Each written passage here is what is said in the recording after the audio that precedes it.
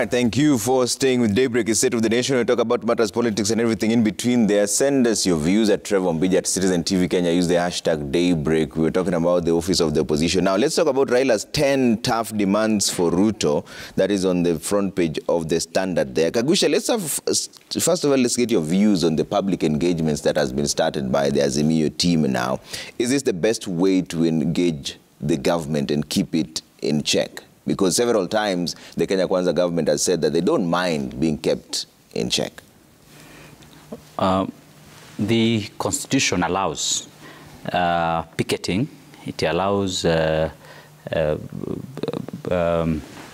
freedom for people to be able to come together. And so this is not unconstitutional. It is constitutional. But then one would want to understand whether really this is also the best way possible to bring people together to check government. In my opinion, Raila Odinga would be trying to look for some level of relevance in this case. And I do not think his agenda in this case is really to check government. I do not think there's even to check at the moment, because we have just started the government just a few months ago. And this government, every Kenyan understands that it is now laying its foundation. And ordinarily, when you are laying your foundation, nobody will see the foundation that you are laying. It is only after when you start building now beyond the foundation that people now start seeing the building coming up. And then you'd wonder, why then would you want to disrupt when the foundation is being made? Is either you want the foundation to be made badly, or you do not have the goodwill of the country. And so it would have meant well if these kind of demos were done and this public participation or involvement was done maybe a little later, after probably you have a problem with the way the government is performing. But at the moment, the government is barely being formed. We think, and I also think really, that Raila Odinga will just try to be he's doing a bargain. He's just trying to put his relevance. He's trying to twist and try to intimidate the government, hopefully to submit into his demands. And his demands wouldn't be far from a handshake. That, I think, would actually be what Raila Odinga is looking for. Because if you look at what came out as an initial clamor for these demos, it was about the Cherera 4. It was about the sacking of the IBC commissioners, or the formation of the tribunal. That was a basis for this demo. But with the Cherera and the rest now resigning, it's clear that even though Raila Odinga had said that he's going to die for Cherera, he's going to die with Cherera, Cherera herself refused to die for and with Raila, and she left the stage. And with them leaving the stage, one would have expected that the official opposition leader would then quit, or would then tamper down these demos and the public participation events. But now he seems to have gone on with them, and I think this really is something to ensure they kind of try and bargain. If it were about performance, if it were about bringing the cost of living down, then would have seen this leadership here, led by Raila Odinga, Kalonzo Musyoka. I can see cabinet secretaries here like Wamalo here. I can also see someone like the chairman of Jubilee. Even though Jubilee as a party pulled out, I think him as a person still decided to attend to this event. So they could have done something about the cost of living when they were in government. They were in government not long time ago. In this August, they were in government. In fact, the principal secretaries who were in the Azimio government or in the handshake government recently left office. And not long, I think it's actually last week, that's when they were leaving office and handing over to the new principal secretaries. And so they had the opportunity, they had the resources and the wherewithal to deal with the issue of cost of living. Okay. So you can't then, just a few days after you have left office, now be the saint and be the judge and immediately pass your judgment, and immediately you want to put unnecessary pressure on government, and even pronounce that the government is not performing, yet the government is just barely being formed. All right. Yeah. But so see, there's this constant statement that your side of the divide is looking for a handshake. Trevor, it's very simplistic arguments. I've been listening to Kusha here, and it's very simplistic. First of all, our constitution allows assembly of people. It allows people to demonstrate, to picket, and engage in public meetings. So I don't think there's something wrong with us meeting as the opposition. We are allowed to meet any time of the day. And yesterday was the beginning of a series of meetings which we will be conducting across the country. Our next meeting is on Jamhuri Day, which we have decided that we are going to congregate at Jacaranda and celebrate Jamhuri in our own style. I am aware that Kenya Kwanza will also be having their meeting, I don't know where, in Nyayo Stadium. I'm even informed that they're even thinking of doing it online for fear of competition with Azimio. We are prepared for them. But the necessity to have this meeting is justified because it is now 100 days since they took over. And you remember they made a raft of promises to Kenyans that we will do this within 100 days. Now, we have gone back to the people to ask them, have they delivered what they promised in 100 days? And the verdict we are getting from the people is that they have not delivered. You remember even the president promising that by 1st of December, every Kenyan will be covered by NHIF. That has not come to pass. They talked about in their rallies, they kept on talking about cost of living.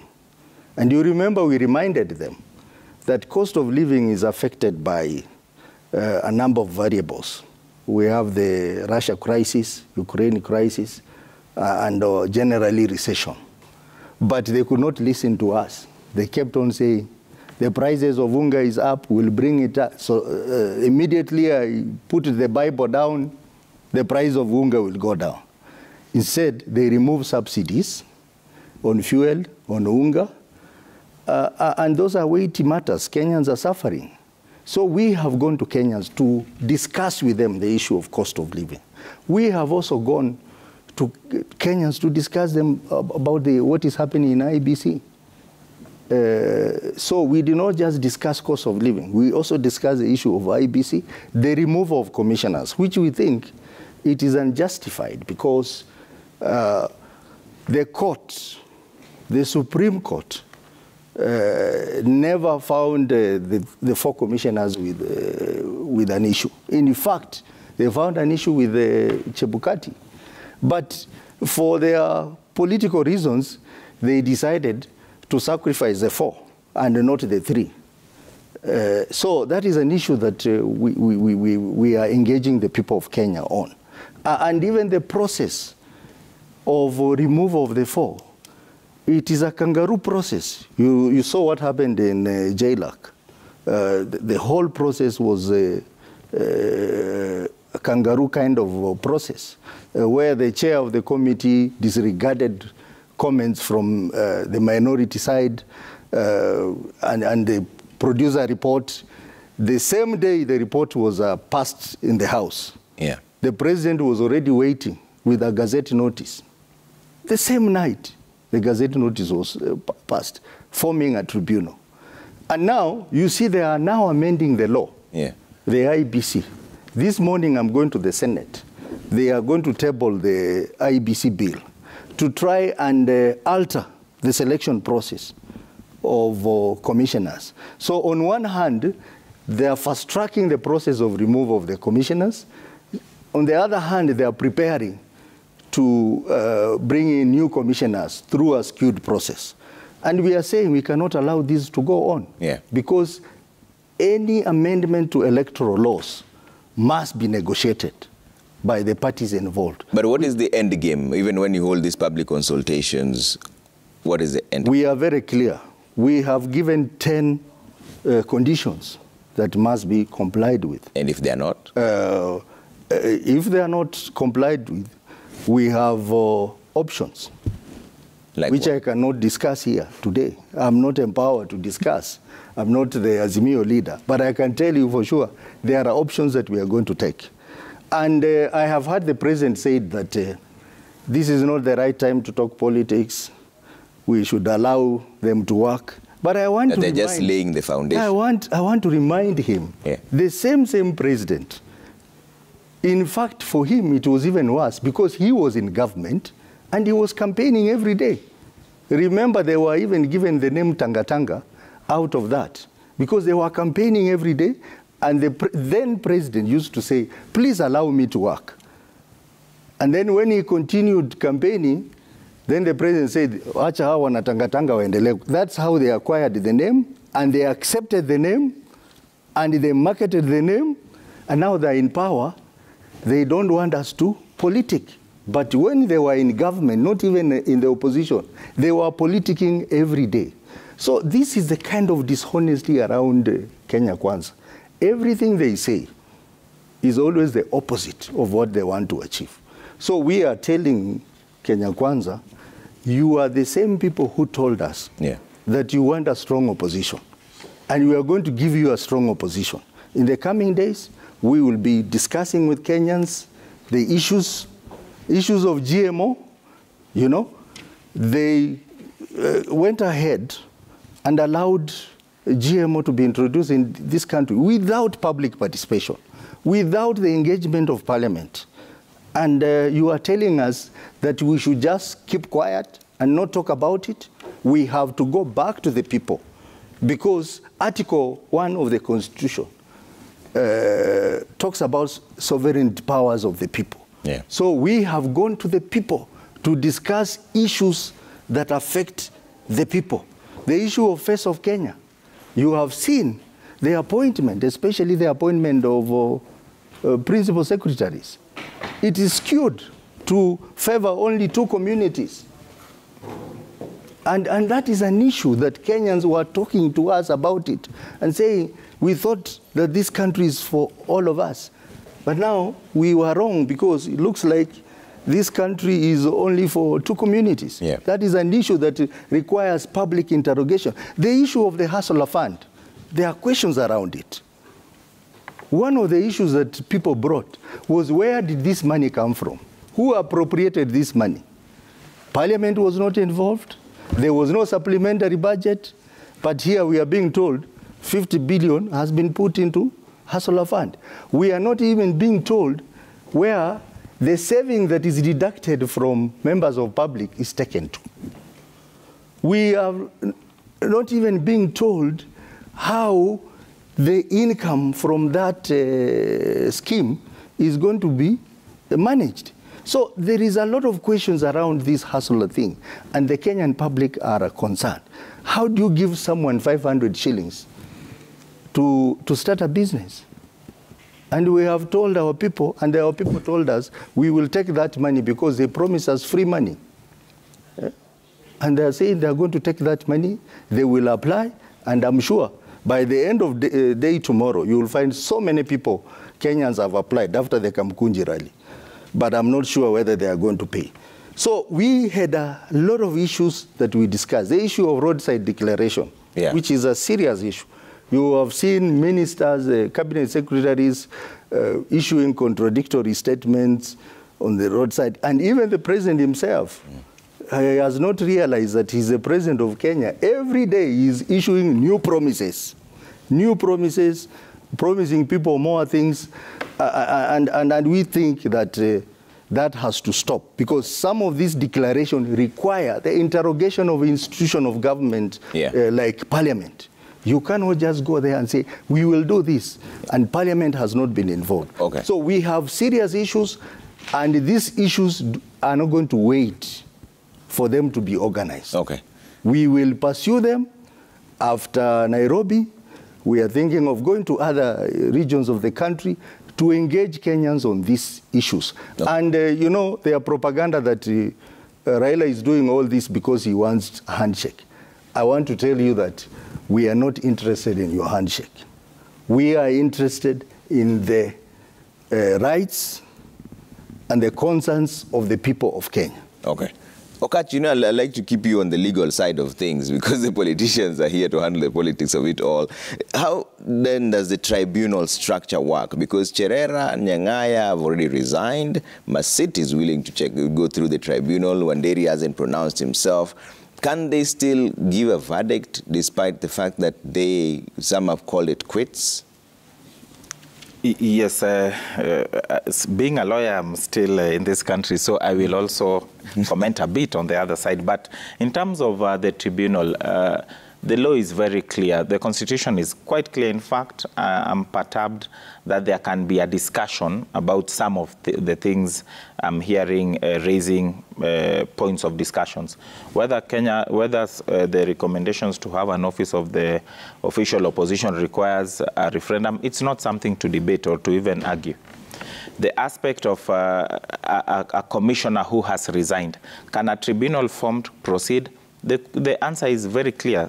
The purpose of that tribunal under the Constitution is to recommend on the aspect of removal or otherwise of that commissioner. So the moment that commissioner has resigned, the tribunal has no business after that, because you cannot recommend removal of someone who is not there. If even by any other way this commissioner, let's assume God forbid, does not wake up, passes on, the tribunal has no business proceeding to recommend anything, just like you had the ICC did not proceed to deal with the Gisheru case, because the moment someone is not there, he's not there. So I believe anyone who will give any other view, trying to say that this tribunal can proceed to the extent of the commissioners, or now we call them former commissioners, it will be a waste of public money. It is something that should be frowned upon, and it will be regrettable. But to the extent of the commissioners who remain, the tribunal has a proper mandate over them. What I've had Kenya Kwanza proposing, that still they will want to find answers, I've advised in other forums that it is best that they actually form a commission of inquiry. That is the purpose of commissions of inquiry. They will inquire whether and they'll summon you because they have the powers to summon, and they can deal with that. But for the purposes of this particular tribunal, its role is enshrined in the Constitution, circumspect very clearly, and there's nothing anyone can do about it. Now, to the issue that I was talking, that Mheshimiwa was talking about, one thing that is very clear is that if you look at the 10-point agenda, and I think Kagusha and Mheshimiwa, my friend, is now here, should appreciate that the issues that have been raised are not flimsy issues. They are issues that will not only resonate with people supposedly supporting Azimio, but they will also resonate with any Kenyan, even from the Kenya Kwanza side, because majority of these issues affect them directly. So it is important to appreciate and not to assume this 10-point agenda, because it is a point that can actually be a revolution by itself, because they affect each and everyone. And that's why I'm saying my take will be, instead of dismissing, try to engage, especially on some of these issues which actually are practical and realistic, are things affecting Kenyans. Try to engage this opposition, not through a handshake, but through explaining to them the foundation that Kagusha is saying, that this is what the foundation we are building. We actually appreciate A, B, C, D, and this is how we are looking at it. Maybe Osotsi will come and appreciate that indeed there is something we were not seeing, and it will reduce the tensions that will ultimately be created if this particular narrative continues to actually evolve. And that is what happened even in Egypt, in terms of one person decided to start, and people assumed it became a revolution. However, even as we deal with this, there are issues that also must be looked at. One thing I'm very clear is that even, and Kagusha will knows this, that justice must not only be done, but must. It is not about heightening tensions. It's not about doing things which would seem extremely divisive. Like if you look at as much as Article 37 and 38 are very clear in terms of the right to picket, assemble and all that, the only issue that we look at, and anyone can assemble, but when you actually look at the meeting planned for the 12th, Jamhuri Day, there's a problem there. And I think our sources should be honest enough to see there's a problem on that day. Yesterday, there was no problem. But on the 12th, you are actually sending a message of division to this country.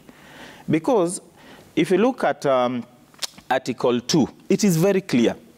And specifically Chapter 2, but sub-Article 9, it is very clear in terms of national days. These national days are symbols of unity. It is something that is supposed to bring people together. Yeah. And that is why we have a national day organized by the nation itself, funded by the nation itself, and everyone is invited for those days. In fact, I'm always expecting that in such days, both the opposition and whoever is in government will at least come together to appreciate this is the day that we got our independence. Okay. However, if you decide that you want to have your separate meeting on the same day at the same time, what message are you sending? It is actually a division. And I don't think that is the proper way, in my view, humble view, to show that you are dissatisfied, because this is a national day.